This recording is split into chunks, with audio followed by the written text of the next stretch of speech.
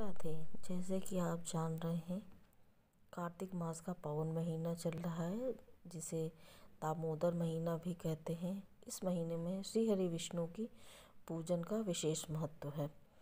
और कार्तिक माह आप जानते हैं त्योहारों का माह है। इसी माह में आपका धनतेरस पड़ता है, दिवाली पड़ती है, बहुत सुंदर सुंदर पर्व आते हैं। इसी क्रम में एक विशेष पर्व है आपका आंवला नवमी, जिसे अक्षय नवमी और इक्षा नवमी भी कहते हैं।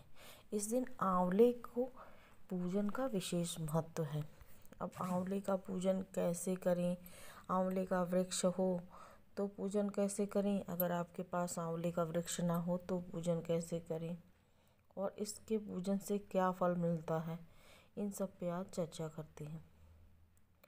अगर आपके आसपास कोई आंवले का वृक्ष है तो उसके चारों ओर एक दिन पहले ही सफाई कराएं, क्योंकि आपको वहाँ बैठ के पूजा करना है। और किसी पवित्र क्षेत्र की सफाई करना भी बहुत ही पुण्यदायक कार्य माना जाता है। तो आप उस दिन एक दिन पहले ही साफ सफाई कराएं। फिर प्रातःकाल आप आंवला नवमी के दिन स्नान कर लें। स्नान के जल में आंवले का चूर्ण, आंवले का रस या आंवले की पत्तियाँ डालकर स्नान करें। स्नान के पश्चात आप श्री हरि का ध्यान करते हुए आंवले के वृक्ष के नीचे जाएं। फिर आंवले के वृक्ष में कच्चा दूध चढ़ाएं, शुद्ध जल चढ़ाएं। गंगा जल मिले तो अति उत्तम, गंगा जल भी चढ़ाएं।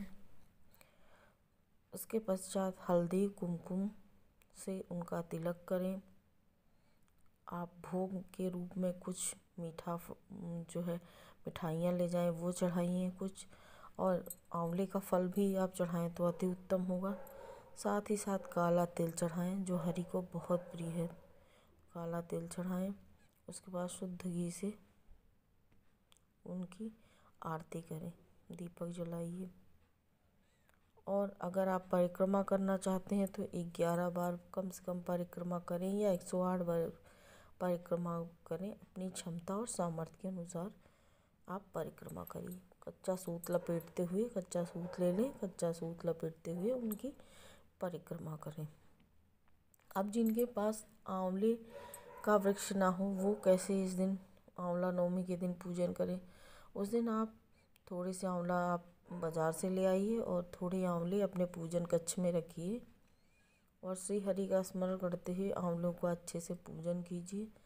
पूजन के पश्चात कुछ आंवले भोग स्वरूप में आप लीजिए और कुछ बांट दीजिए। हाँ, इस दिन आंवला दान करने का बहुत ही पुण्य है, तो आंवला आप ज़रूर दान दें। आंवले के साथ साथ आप किसी ज़रूरतमंद को भोजन सामग्री दान दें या कुछ सहायता सामग्री आप जो भी बन पड़े वो दान दें। उससे भी बहुत आपको पुण्य मिलेगा, क्योंकि ये अक्षय नवमी है ना, उस दिन किए गए पुण्य आपके अक्षय रहते हैं। तो आप किसी ज़रूरतमंद की सहायता अवश्य करें। हाँ, गाय को हरा चारा अवश्य खिलाएं, किसी गौशाला में जाएं और गौ के लिए चारे आदि का प्रबंध करें, अति उत्तम होगा। साथ ही साथ आप अपने घर में अगर भोजन बनाएं तो एक स्टील के बर्तन में या किसी भी पात्र में थोड़ा सा आंवला रख लीजिए और जब तक आप वो भोजन बनाते हैं तब तक आंवला अपना किचन में ही रख दीजिए।